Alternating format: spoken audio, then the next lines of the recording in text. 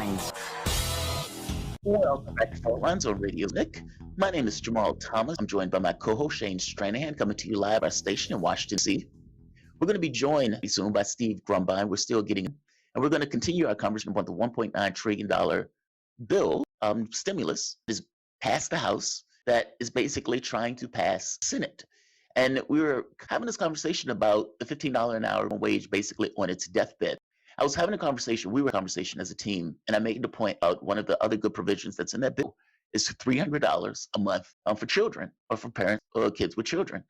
I've before, if children indeed are sure how those children tonight is in some respects, let's say a responsibility in some level of, especially if the resources that are necessary for that kid to become a whole person necessarily there. And we can provide those resources to ensure that those people are home. We had John Kiriakou last week having a conversation about Donald Trump's program that was actually good. That program was good because it gave basically felons the ability to get an education and the resources once they get out to proceed in their life with either resources, meaning talking about money, but basically giving those people a help or helping hand as they go about their way in life after the jail sentence. They found that the recidivism rate, shockingly, not went down when they gave people assistance on that front. So if they gave people assistance in the beginning, let's say when they were kids, let's say when they were growing up, to ensure that they had the nutrients, ensure that their housing and everything else was up to snuff, to ensure that that kid had a relatively decent, intact life with its needs met. Can we do that? And the answer is yes.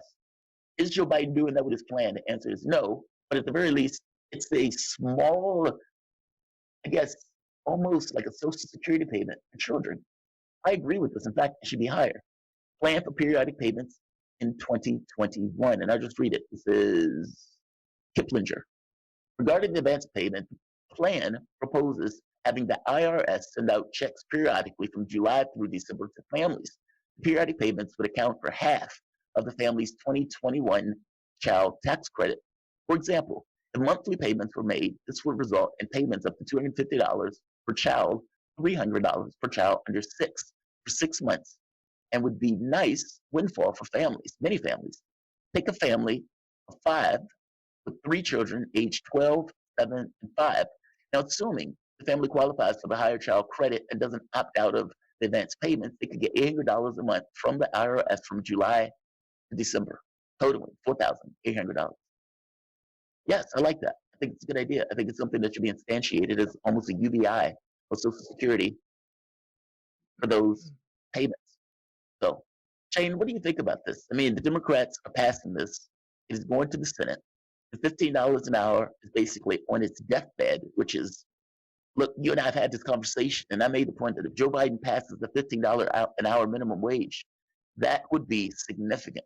And that would be something that would be a very strong thing standing there saying, elect us, we did something for you by increasing the minimum wage to $15 an hour, basically doubling the federal minimum wage.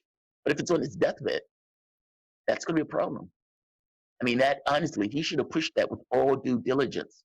And in the same way that Donald Trump was willing to literally let people go without pay so he could build a wall that wasn't necessary, Democrats are never willing to put their, push it, put to the metal in order to fight for the American public. And my argument is if Joe Biden went full throttle to pass the stimulus, screaming, I am doing this for America, I am doing this for America, and everybody that is against me is stopping me from doing this for America, yeah, I think you'll be able to make inroads. And I agree with Siegel. It should be, if you really believe it, if this is something that you really want to get passed, it should be a verbose, loud, and yeah, you should harness the public to your will that $15 an hour is necessary. You should have people going out on those news shows explaining that $15 is necessary. And honestly, it doesn't necessarily seem that full court press. If anything, what was said in the reports, I think it was Politico, that Biden was basically downing the $50, basically putting out trial balloons, letting people know that it's not going to pass. Hey, man, I don't think we're going to pass this. Ooh, I don't think this is going to be able to work. That doesn't sound like the confident person who actually is going to get something accomplished and is willing to go scorched earth to make that a reality, to fight for America.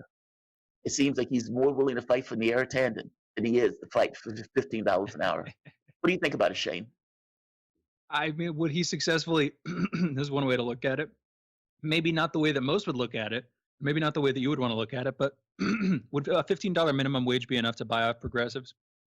Would that stave off criticism of his foreign policy or the other key components of the most problematic aspects of our state? Would that do it? It will Would not that? stave it off, but what it would do is it would hit a lot of people who are not progressives. That's the catch. Like this is at this point will be for America itself. It's not just a small like wing of the party. This is you're doing something like this that is going to affect America's Republicans, independents, and lefties. And even if progressives don't give him the entire credit for it because he's bombing and everything else, he would be able to weed some of them off. So I think he would weed. I think he would weed a lot of them off, and that's. yeah, I mean, I literally said earlier myself, the perfect is the enemy of the good. So, for people who are adamantly in support of these policies, I can get why him passing it, he would cement his status to some extent as a larger figure in the history of left-leaning politics in America, even though a lot of folks don't actually think he's that far to the left. You think he's relatively far to the right, and um, in a lot of ways, I agree, but I don't know, man. In my opinion, foreign policy should take precedent because it seems to me that that's what's guaranteeing a lot of the worst elements of our state. It's what's keeping wages low historically. But you know what? We can continue this conversation right now with our guest. We are currently joined by Steve Grumbine. He's a political, economic, and social justice activist and founder of Real Progressives and Real Progress in Action. Those are a 501c3 and 501c4, respectively, dedicated to education and advocacy for modern monetary theory. Steve, thank you for joining us. How are you this morning? I'm doing great, guys. Thanks for having me on. Hey, thank you for being with us. Let's talk about the $1.9 trillion plan and the $15 minimum wage, showing all signs of getting axed, not just from that plan, but from any near future hope of success in American politics. You know what? Let's start with the bill first, though. What do you think of this bill, Steve? Too little, too late. It's definitely, in my opinion, I think there's been a lot of pressure. I think the shame game on Biden has been pretty severe. I mean, the concept of bombs before checks is not insignificant, and I think a lot of people, are going to hold on to that for an awful long time because this is not just some sort of an offshoot. This is people's lives. I mean, that money is the difference between eating and not eating in many cases. And so I think that, yes, they're gonna try and put something through. I suppose the Senate will support it as well. The question becomes, how much is enough? And I think you've got a year of being shut down to atone for here. We've got an awful lot of damage to fix, and I don't think this comes anywhere near close to touching it.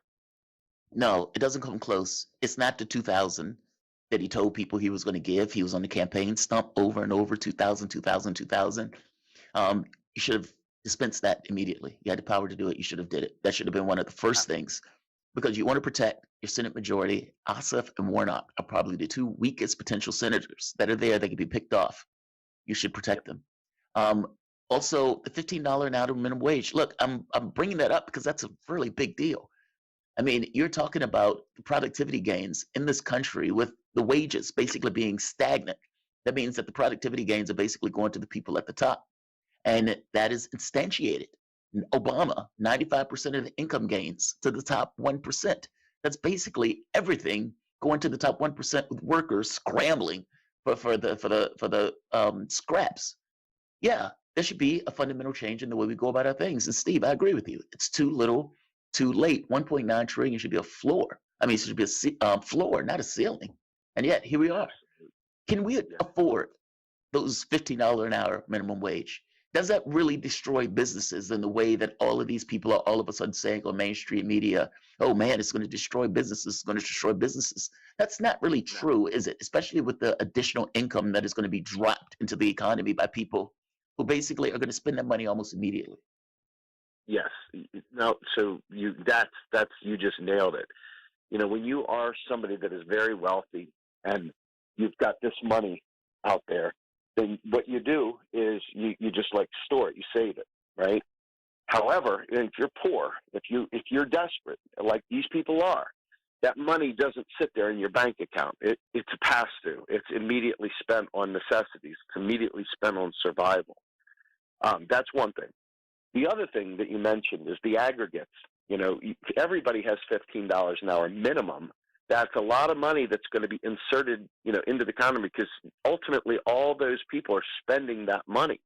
And so if I'm not prone to going out for a decent lunch, I'm used to packing a cheese sandwich on, old bread or something like that, and all of a sudden I've got $15 in my pocket and I can go to lunch, I might just do that. So this is a way of fattening everybody's wallets. It's not just one, hey, this guy's got 15. He's going to be spending that 15, that pent-up demand that he wasn't able to realize prior to the additional income. He's going to be able to exact something with that demand. So I think that on the surface, $15 an hour is a really important thing. I want to say, though, that I think that it's kind of a smoke and mirrors, though, because if wages had kept up, we would be well over $20 an hour. We would be closer to $30 an hour. And more importantly, if you look over at Ayanna Pressley, she is advancing a federal job guarantee, which is a core component of my entire activism. And a core component of being able to raise the bottom for everyone is not just the wage, it's also the benefit package, right? So what happens is that since we're still stuck in this land of your health insurance and everything else comes through your employer, if you don't have a package that allows you to go to the doctor and have days off and child care and all those things baked in, then chances are you're going to lead a very, very restrictive life. There's no freedom in economic injustice. So a job guarantee gives them more than just $15 an hour. In fact, it gives a living wage. So that would set the de facto floor. So the 15 is almost redundant if you can pass that federal job guarantee. And let that wage be a living wage instead of a 15 minimum. As the employer, well, that's going to be why companies and corporations are going to do any and everything in their power to prevent that jobs guarantee. Because whether people realize it or not, having a jobs guarantee under normal circumstances, like right now, the private industry has all of the cards. Because you, as a person, you might not you might not be a slave working on a plantation, but you will choose a plantation on which to work. Your needs will make you do that. Your hunger, your ability to live somewhere, all of those things will force you into going into the job market where you are going to have to put your labor on the market for profit or for some kind of money or something like that. I'm making the point that all of that lays in the hands of private enterprise for the most part. The moment that you add a workers or a job guarantee, the government at this point says, look, you will get a decent job. What does it mean for private enterprise at that point? They no longer hold all of the cards associated with how people work. And the amount of money that they pay people, if they're paying $10 an hour, well, you don't want to work for them paying $10 an hour if you can get a decent government job that is going to be doing something beautifying and bettering your country for 15 or 16. You know what I mean? Dude, you nailed it. It's a big deal. Let me interject. This is a huge deal because this is the fight that us MMTers have with the UBI folks. What you just said is the case for the job guarantee. UBI, those same bad companies out there can subsidize really crappy wages. When you have a federal job guarantee, what you have done is you have taken away that 40 hours that you could have given over to Walmart. Now it's in your job guarantee. They can't subsidize that anymore, so they've got to poach you from the job guarantee. And by doing that, they've got to meet or beat that price. This is where the UBI falls flat on its face. And benefits. It's not transformative. This is. And benefits. I mean, like they have to compete at that point with an actual actor that is not them.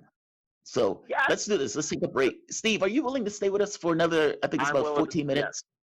You got Excellent. Because I want to get into something that's probably going to cause an argument.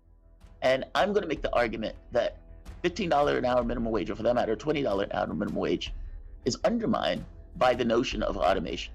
And that automation in and of itself creates a competition with these wages. And I'm going to explain what I mean when I'm going to say that there is a contradiction here that is not necessarily worked out, and that I think we're going to run into faster.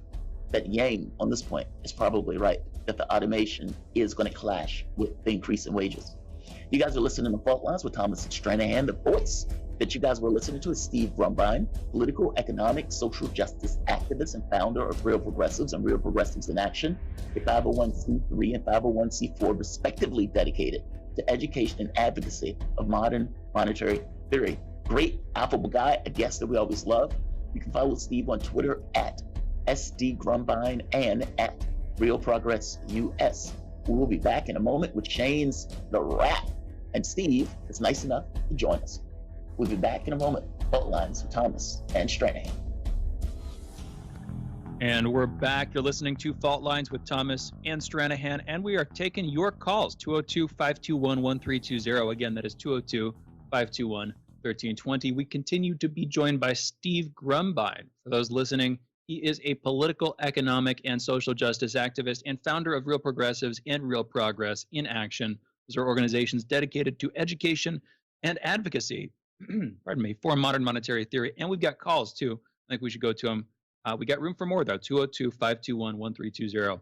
We've got Tarif calling in from New Orleans. Tarif, you're on the line. What's going on? Good morning, gentlemen. Hashtag free Julian Assange. The charges need to be dropped.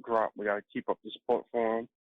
Haiti is protesting against the U.S. and UN and OAS imposed neoliberal puppet dictatorship. People should, just leave Haiti alone. Let them have their own self-determination, their own sovereignty, their own democracy. They need help, but not in a way to control them. They're blaming this person by the name of U.S. diplomat Helen Lane. I think she's part of the UN, two integrated offices.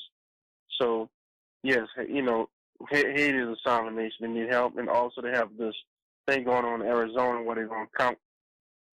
Georgia's going to let people audit over 2 million mail-in ballots to see what's going on with them, to see if how many are authentic, So we're going to find out about that in the next month or so.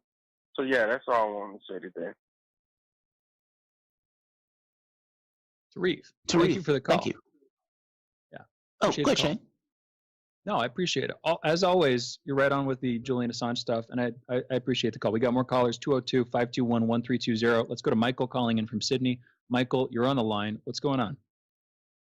Yeah. Look, I'd just like to get Steve's opinion. Obviously, he studies economics, and I myself am a student of economics and politics at the University of Sydney doing my master's. And look, I used to subscribe to the new monetary theory sort of idea of things. And I understand the concept about it.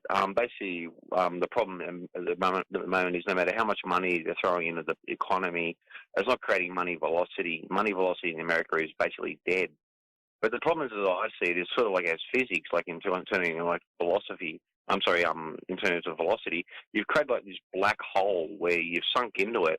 And unfortunately, the more matter you throw into the black hole, in other words, money, the greater the gravitational pull of the black hole. And basically, it's too late. You're going to be sucked into the singularity and spat out the other side. The whole world is.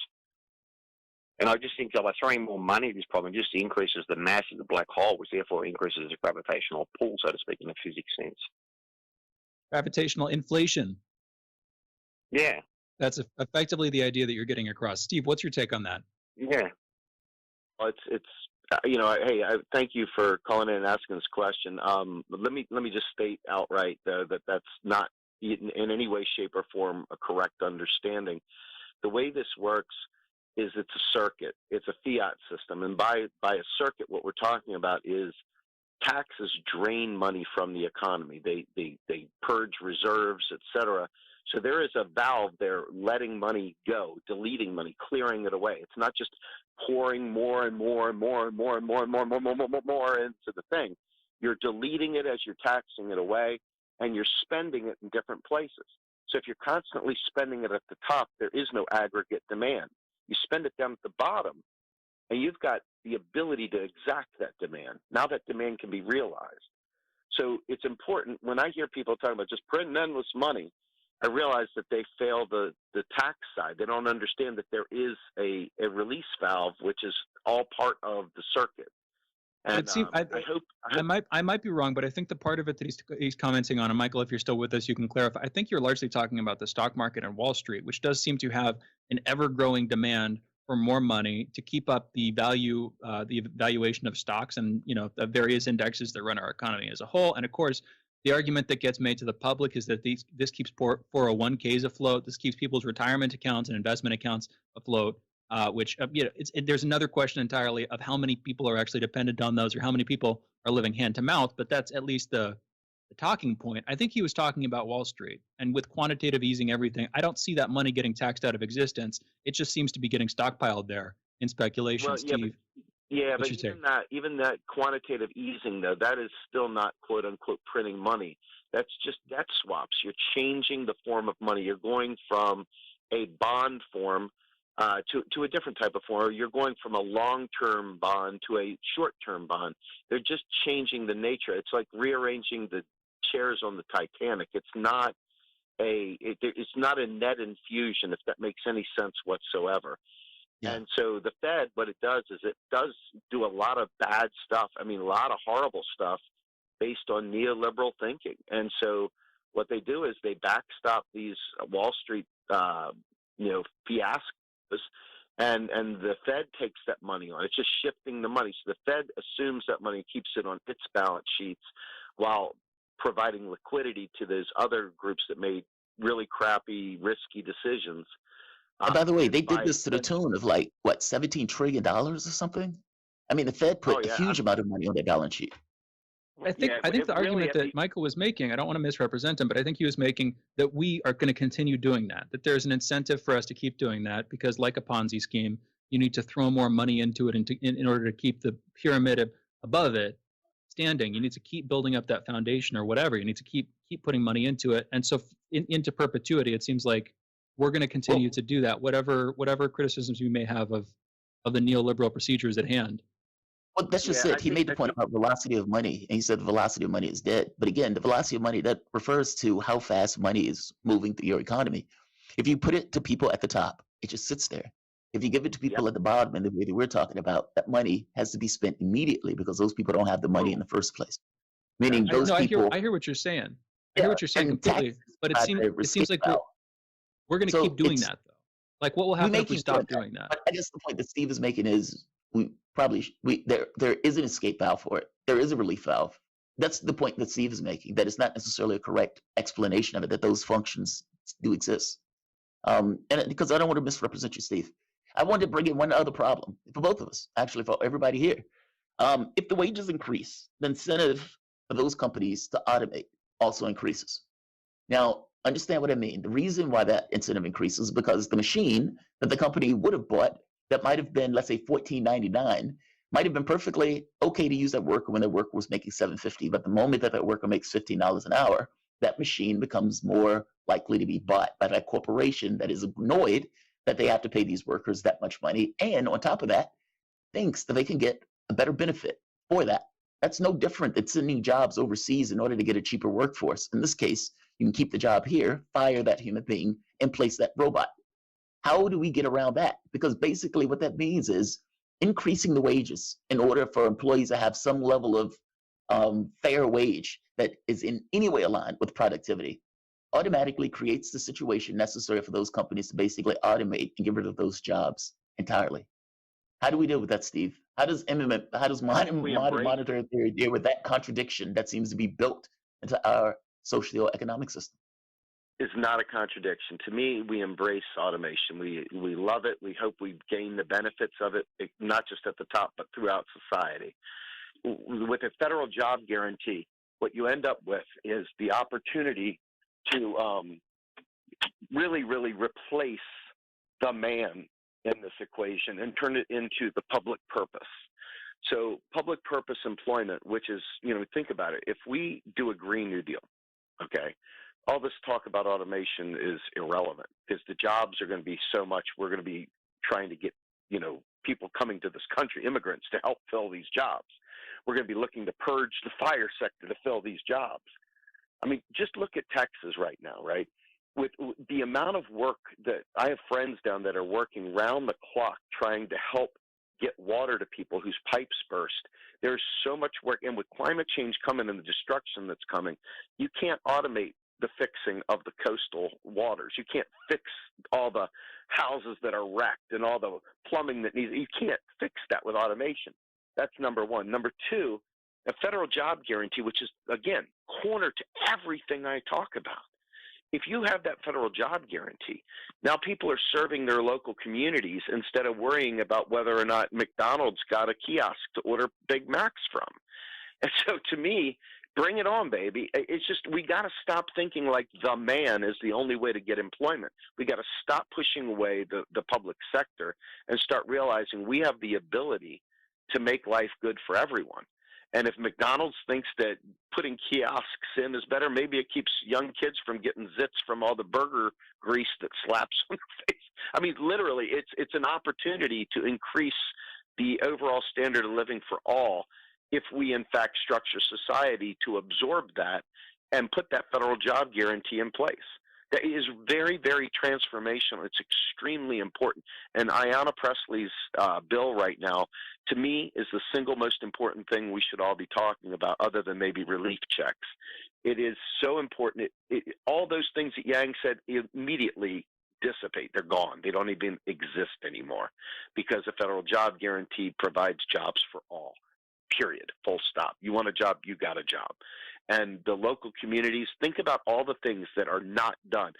I'm from the Silver Spring Steve, area. Man, we are out of time. Interesting conversation. Okay. I wish I had time to come back, but we've got to close it out here. Steve Grumbine is a political, economic, and social justice activist and founder of Real Progressives and Real Progress in Action. Go check those orgs out. You're listening to Fault Lines. We'll be back tomorrow, folks. Signing off, Fault Lines with Thomas and Stranahan.